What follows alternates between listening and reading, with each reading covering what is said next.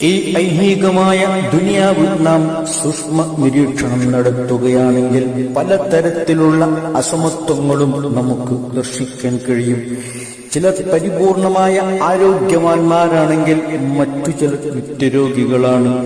ചിലർ അംഗവൈകല്യത്തോടുകൂടിയാണ് ജനിക്കുന്നതെങ്കിൽ മറ്റു ചിലർ പരിപൂർണമായ രൂപത്തിലാണ് അവരുടെ ജനനം സംഭവിക്കുന്നത്. ചിലർ ധനികരാണെങ്കിൽ മറ്റു ചിലർ ദരിദ്രരാണ്.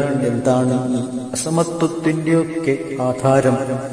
അതിന്റെ അടിസ്ഥാനം എന്താണ്? ഈ നഷ്ടങ്ങൾ സഹിക്കുക വഴി അവർക്കെന്തെങ്കിലും നേട്ടങ്ങൾ ഭാവിയിൽ വന്നു ചേരാനുണ്ട്.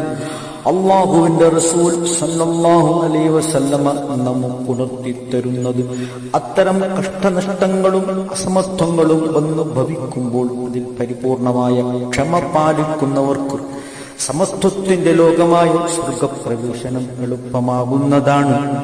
അവിടെ അസമത്വത്തിന്റെ ലോകമല്ല, അത് സമത്വത്തിന്റെ ലോകമാണ്. അവിടേക്കുള്ള പ്രവേശനം ആ വ്യക്തികൾക്ക് എളുപ്പമാകുന്നതാണ്. അതുമാത്രമല്ല, അത്തരം വ്യക്തികൾ നോക്കൂ, നിങ്ങൾ ആ പരിപൂർണമായ ആരോഗ്യത്തോടുകൂടി ഇരിക്കുന്ന വ്യക്തിക്ക് ഈ രോഗി ഒരുപാട് സന്ദേശങ്ങൾ അവരറിയാതെ കൈമാറുന്നു. ആരോഗ്യത്തിന്റെ വിലയെന്താണെന്ന് അവർക്ക് പഠിപ്പിച്ചു കൊടുക്കുന്നു. ഒരംഗവൈകല്യമുള്ള വ്യക്തി പരിപൂർണമായ ആരോഗ്യത്തോടുകൂടിയിരിക്കുന്നവർക്ക്, ഒരു കണ്ണിന് കാഴ്ചയില്ലാത്തവനെ സംബന്ധിച്ചിടത്തോളം അയാൾ കണ്ണിന് കാഴ്ചയുള്ളവന് ഒരുപാട് കാര്യങ്ങൾ പകർന്നു കൊടുക്കുന്നു. കാഴ്ചയുടെ മഹത്വം അയാൾക്ക് യോജിപ്പിച്ചു കൊടുക്കുന്നു. നിങ്ങൾ ഇങ്ങനെ സമത്വം അസമത്വം കലർന്ന ഈ ഐഹികമായ ജീവിതത്തിൽ അതിന്റെ അകത്ത് പലതരത്തിലുള്ള പൊരുളുകളും അടങ്ങിയിട്ടുണ്ട്. അല്ലാഹു സുബ്ഹാനഹു വ തആല വ്യക്തമായ ഉദ്ദേശത്തോടു കൂടിയാണ് ഇത്തരം സൃഷ്ടികൾ നടത്തിയിരിക്കുന്നത്.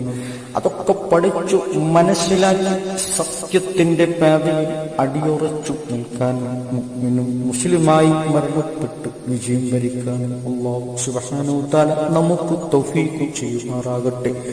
ആഖിർ ദഅവാന അൽഹംദുലില്ലാഹി റബ്ബിൽ ആലമീൻ.